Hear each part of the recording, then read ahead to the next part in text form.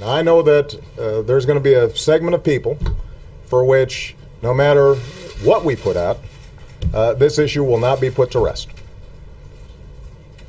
But I'm speaking to the vast majority of the American people, as well as to the press. We do not have time for this kind of silliness. We got better stuff to do. I've got some very important breaking news for you dealing with the whole President Obama birth certificate issue. But before I get into the latest developments, I want to make it clear. In the last 3 years, I did not embrace the birther issue. I'm somebody that questions government. Look at Nixon lying to us. Look at Clinton lying about Monica Lewinsky and then cruise missiling a African aspirin factory as a political diversion. Look at George W. Bush premeditatedly lying about WMDs in Iraq and being caught. So it's good to question. But there's all these real issues out there that Obama needs to be confronted on. Continuing torture, wars, giving health care waivers to his friends to not have to get the insurance. So many things. And I've wanted to focus on that. So when this whole birth certificate issue first got raised 3 years ago, I thought it was a red herring, a distraction from issues.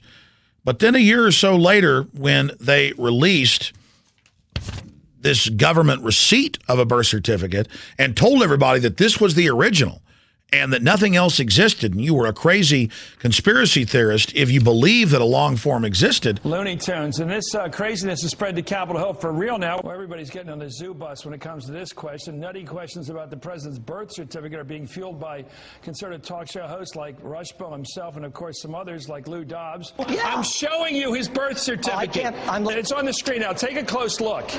I knew that that was a lie.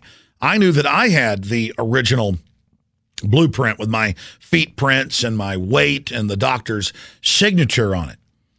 I knew that that was a lie, but still I said, who knows? Then the White House spent over $2 million fighting lawsuits that were trying to get his long-form birth certificate released. Then the governor-elect, Abercrombie, of Hawaii, said in January as he was going into office that he would get the original birth certificate and release it. Then he told some of the newspapers there in Hawaii that he'd looked for it and couldn't find it. And I started saying to myself, man, this is really weird. Even if he couldn't find it, he's a Democrat, why would he say that he couldn't find it?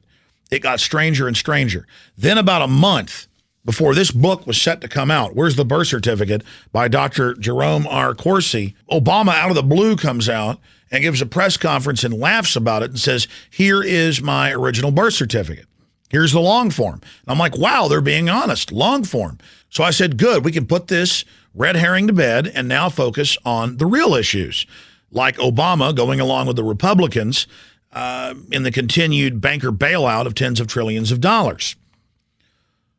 But then our phone started ringing, and we saw major Photoshop blogs that weren't even political looking at this and pointing out that when you put it in Illustrator, you could break it into layers. And that's normal, except that normally it only shows 2 layers. There were a whole bunch of different layers, and different areas were more pixelated and were lower res than other areas, showing clearly that it had been altered and Photoshopped.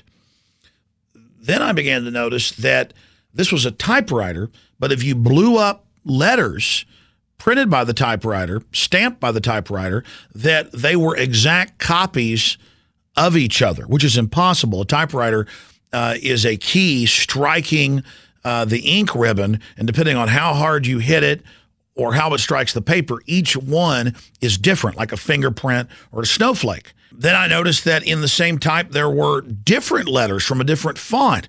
You've got the code number out of sequence and out of date. It was as if this had been forged on purpose to make this the issue. And I pointed that out in our YouTube video that's gotten over 600,000 views on the subject, that this is a shoddy fraud. It's well known that they have federal agencies like the CIA and others that are masters at making near-perfect forgery. So why was this so shoddy?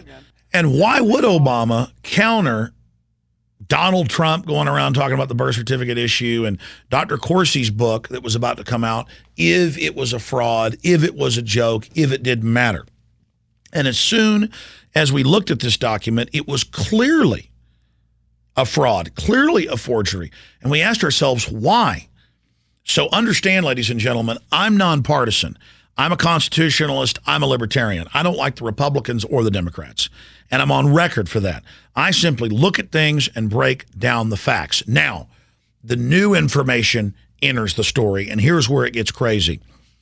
Today, Esquire, a known attack dog and political partisans of the Democratic Party, came out and savaged WorldNet Daily published book by Dr. Corsi, Where's the Birth Certificate, and put out this huge hoax saying that it was being recalled 200,000 copies, that Joseph-Farah, the owner of WorldNet Daily, had chewed out Jerome Corsi, and that he was offering for people to get their money back and for publishers to send it in. And this was not done by a satire writer. This was not done by somebody who noted on the article that it was satire. Once the story launched and Joseph-Farah said he was going to sue or was thinking about suing, then they added a little blurb at the bottom saying, hey, this is satire. Now, this does a lot of things here. It shows the White House is desperate. This came out on the same day that the White House told ABC News and others that they're going to run, not on Obama's record of basically being a Bush clone minus different rhetoric, and that they were going to put out T-shirts about the birth certificate and make it a big joke because they don't want to focus on the issues. So clearly, in a concerted effort, they're still afraid of this book. They come out and create a hoax saying it's been discredited. The publisher has removed it. He's taking it off bookstore shelves. You can get your money back, trying to create a grassroots buzz for people to try to get their money back. I mean, this is economic espionage. This is an extremely dirty trick. And if the White House has already discredited all this, and this is their new campaign slogan, why then would they engage in this type of just unbelievably dirty trick? And it's because they are scared. Well, it now turns out that Dr. Jerome Corsi is going to be coming out in the next few days, including on my radio show this Friday, and breaking down their forensic experts that have proven that basically this is a composite of multiple real Hawaiian birth certificates from 1961. And that is what we had said a month ago when all this first broke. Again, at first on air, I was like, well, okay, looks like it's real. We'll have to check it. But there you go. Let's move on to real issues.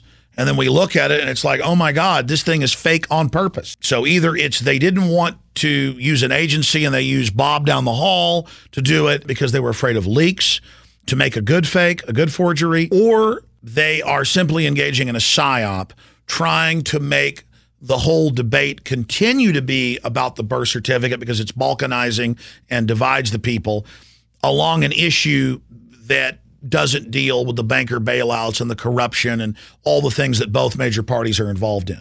But either way you slice it, this thing has been altered. I mean, in more than 50 ways, and that's conservative. Then you've got the White House releasing the latest final birth certificate, and it's got this green hash background that is not on the copy that the Associated Press reportedly went to the stacks and got. And Dr. Corsi says he's going to produce evidence showing that they basically have gone in and inserted this into the book, the same book in the archives that Governor Abercrombie couldn't find. And then you have the fact that this doesn't even have the official seal. None of them do. Not the first AP one, not the one the White House released. And again, I could go on for hours. This is a giant mystery, a giant whodunit. I don't know why they've put out this fake birth certificate. He may have been born in Hawaii. I would rather debate Obama on the issues, just like I'm against most of the Republican people that are running. Ladies and gentlemen, it's up to all of us to figure out exactly what's happening. But the norm for presidents and these corrupt administrations is to lie to us. And we have Obama come out and tell us that this is his birth certificate when they told us 2.5 years ago that the last copy was the official birth certificate and nothing else existed. We've been lied to so much by government that we would be idiots to just believe what they told us because they told us. It is common sense to question these people. And I wish we could end this issue, but it's only getting deeper. And maybe that's what they want. Tell us what you think. The only people who don't want to disclose the truth are people with something to hide. Visit Infowars.com and PrisonPlanet.com. When you're on the site, you can also tune in 24 hours a day to my daily radio broadcast. There's also a free iPhone app to listen to the syndicated radio show when and where you want.